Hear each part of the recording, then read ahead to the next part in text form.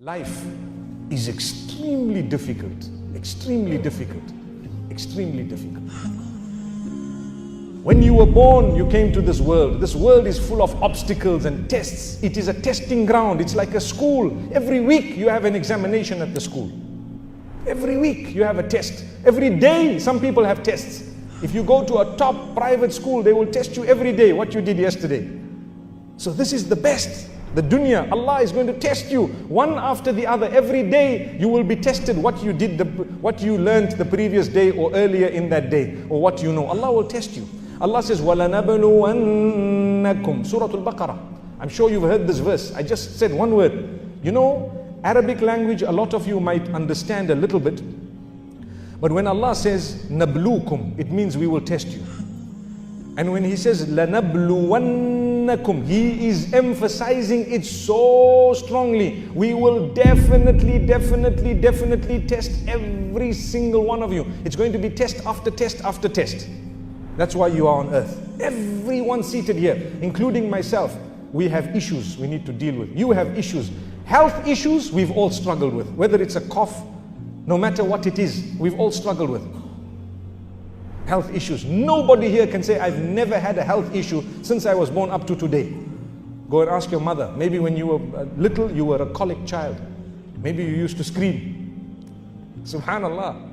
This is the plan of Allah. Why? Because Allah wants to test you. What are you going to do? Some of us, when we are tested, we get angry. Some of us, when we are tested, we get depressed. Allah says, no.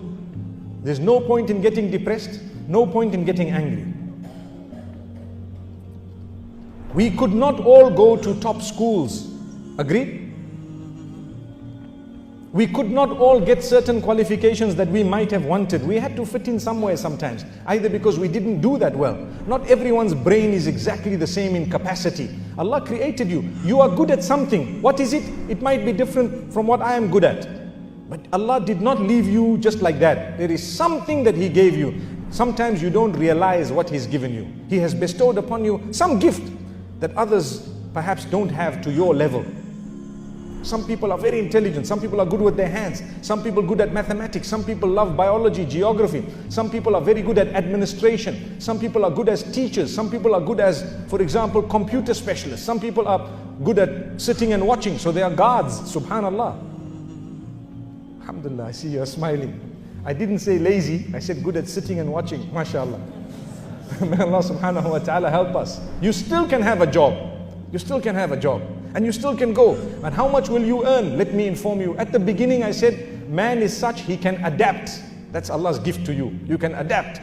The man who earns 50,000 Qatar riyals a month, and another who earns 500 Qatar riyals a month, trust me, they are eating. Trust me, they are surviving. They get used to it. When that man who's earning 50,000, one day suddenly loses his job, and he's not earning, he will struggle. If he's a mu'min, he will make the most of what he has. He probably has saved a little bit in a beautiful way, because he knows that I'm a mu'min, I'm a Muslim, and perhaps this is a gift of Allah. I need to make the most of it. And if he is not a mu'min, or his iman is weak, he will start to cry, he will become depressed, he will become upset, he will not be able to survive, not realizing that the one on the street who is wearing a uniform and sweeping, he's happy. Assalamu alaikum, he's looking at you. Time for salah, he puts his broom on one side and Allahu Akbar, and he's so happy, he's delighted, mashallah. You give him 1 riyal, oh, jazakallah, thank you so much, sir, thank you, sir. He'll carry your bags, your plastic bags, from the supermarket all the way to your hotel room in the middle of the heat, and he won't expect more than 1 to 10 riyals from you, subhanallah. And he's happy and delighted, but you are a human being just like him. How come he's doing that? That's a gift of Allah. And he's happier than you are, yet you've got 1,000 riyal in your pocket. That's Allah. Adapt. This is the test. This is something that really we need to think about. Don't become depressed at your test, because your test is considered a gift for other people in their real life. Does it make sense? I have seen people without legs, wallahi, and they are so happy. I met a man who cannot move for many years. May Allah grant him shifa. He is paralyzed from top to bottom. He communicates with his eyes. May Allah grant him cure. But if you see him, you talk to him, you will be motivated, because trust me, his contentment and happiness with Allah is far greater by the will of Allah than a lot of us who are seated here today. We have small issues, so don't become depressed. The issues are there. That's what the dunya is all about. I'm here to tell you today that hardships in your life would start from the point of birth. Even before anything is written against you, your hardships have started. You know, Allah says your deeds are going to be written at the age of maturity. When you mature, then the pen is lifted and things are written for you or against you at that age. But your hardships, they start before that. Innocent children, sometimes you ask yourself, why is it that Allah subhanahu wa ta'ala has tested this child, the kidney failure? May Allah grant shifa to those who have kidney failure. Why is it that Allah has tested this child? Innocent child cannot see, innocent child cannot hear. That all is a test. Allah knows why. It's a test for you who are around the child. As for the child, Allah knows that it is Allah's child before it came to you on earth. And it will go back to Allah subhanahu wa ta'ala, and perhaps Allah will grant that child a lofty rank in Jannah. It is something amazing. And we definitely need to think about this unique system of Allah subhanahu wa ta'ala. So my brothers and sisters, as the child grows older and the child starts asking a question, and I got to the point of marriage, and the child is saying, I want to marry, please consider what the child is saying. Those who say, I am embarrassed about what people will say, they need to understand there is a greater embarrassment concerning what Allah will have to say or do. Remember this. People start saying back at home, what are they going to say? The people, wallahi, are you really bothered to fulfill the amana of Allah subhanahu wa ta'ala for you? If that is the case, watch out. Fulfill it in a beautiful way. If you have proper reasons, give them. MashaAllah, talk to your child. Don't use the fact, oh, you know, in our family it doesn't work like this. Do you not belong to Islam as a family? Are we not family members here? Are you not part of my family? I'm part of your family. We have the deen, we have Islam.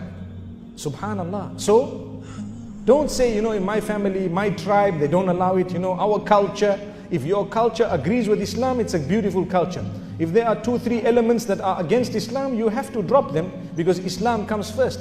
I am saying that yes, there is an ideal. Every parent has some dream. But can I tell you that reality, whether you like it or not, you have to adjust your dream as the years pass. If you don't, you will be angry, you will be depressed. Many of us, when we were young, we had a dream. One day I will do this, one day I will do that, one day I will do this. And you had to change your dream. I'm sure you heard the story about the man who was, I said it in this masjid some time back, and I want to say it again. The man who was a porter, and he had a dream that one day I will carry the goods of someone who's wealthy, and I'll get some money and I'll do something. So what happened is, he was at the train station, and there was a man who came out of the train with some milk. Milk in a can, a big can. And he was a wealthy man. That time there was a shortage of milk, so to have milk is something big. So he said, can you carry this? This man says, yes, I will carry this for you. And he says, I will give you a nice amount of money, good amount of money for this. So that man he took the can and he put it on top of his head, and he was walking. Very happy. Today his dream is coming true. Why? Because I'm going to get a lot of money. And you know, they have a skill. The porters, if you have seen them, they put something on their head. They have a skill to put something on top without holding it. And they can even run, it won't fall. They can even run, it won't fall, because they know they are experts in their field. Subhanallah. This young man, he has this thing and he's walking. And that man says, look, whatever you do, don't drop the milk. He said, no, I won't. Don't worry, I won't. So he's walking. And as he's walking, he's thinking to himself, I'm going to get, say for example, $100 from this man, or $10, whatever it was. I will buy 2 chickens. From there, the chickens will lay eggs. When they lay eggs, I will start selling eggs. Then I will buy more chickens. Before I know it, I'm going to have a fowl run. And I will have many chickens, they will lay eggs, and I will also start selling the chickens themselves. So I will now be a person who sells chickens and eggs.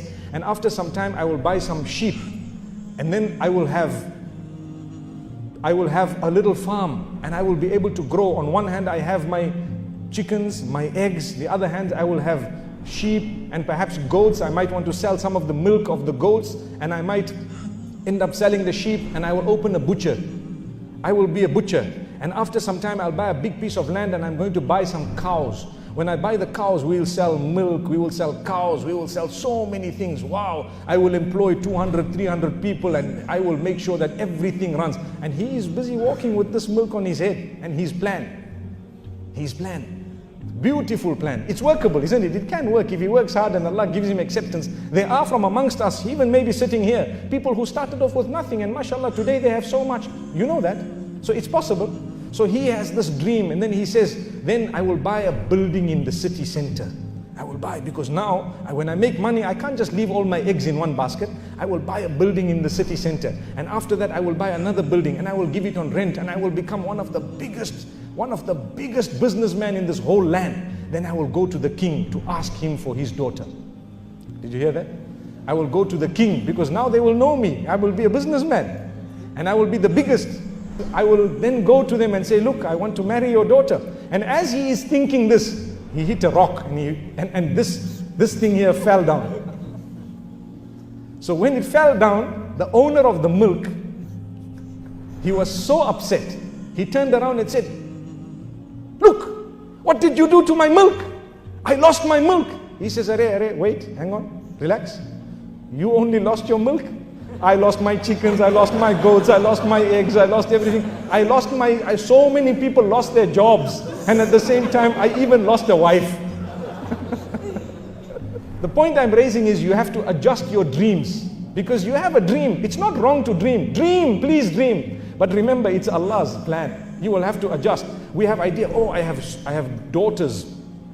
Inshallah, I will get them grow, they will grow up, mashallah, under me. I will teach them. They will become hafidha of the Quran. They will this. Everyone has a dream. I want my child to become imam of the masjid, to learn Islam, to spread the deen. Everyone has a good dream. I want my child to do this, to do that. You know what? And then you say, I want my child to marry someone, inshallah, who's a really good person, and inshallah, they will have children, I will have grandchildren one day by the will of Allah, and whatever. It's exactly like this man who had his dreams with his can of milk at the top. If anything happens to that can, trust me, you have to adjust your dreams. But Allah will give you something not very far off. If you aim very high with your children, inshallah, at least you will get halfway there. But if you have no aim, where are you going to go?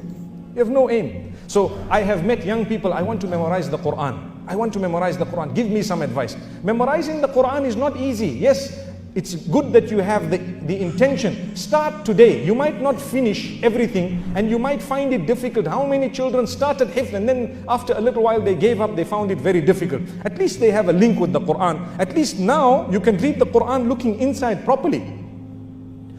Some parents, they say, I want my child to be hafiz. They push the child, they force the child, they have a problem with the child, they start fighting with the child, and the child goes in and the child starts learning Quran and they memorize one juz and then they give up after a big fight.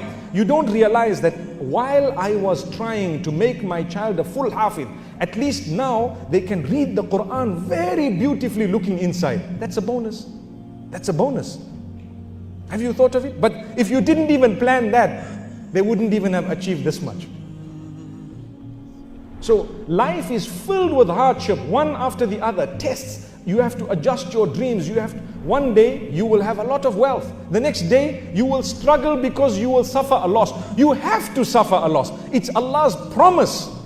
Because that verse that I was reading in Surah Al-Baqarah where Allah says, وَلَنَبْلُوَنَّكُمْ, you know what He speaks about in there? بِشَيْءٍ مِّنَ الْخَوْفِ, I will definitely test you. Some days you will be inflicted with fear, khawf. Fear of what? All types of fear. You are scared. Look at the people in some of the lands around us. May Allah protect our lands. May Allah grant them ease and goodness. Innocent people. They were living. They had nothing. Nothing was happening. They weren't interfering with anybody. They had to run away. Their homes were destroyed. Everything happened. They found to be refugees all across the globe. What happened to them? Take a lesson.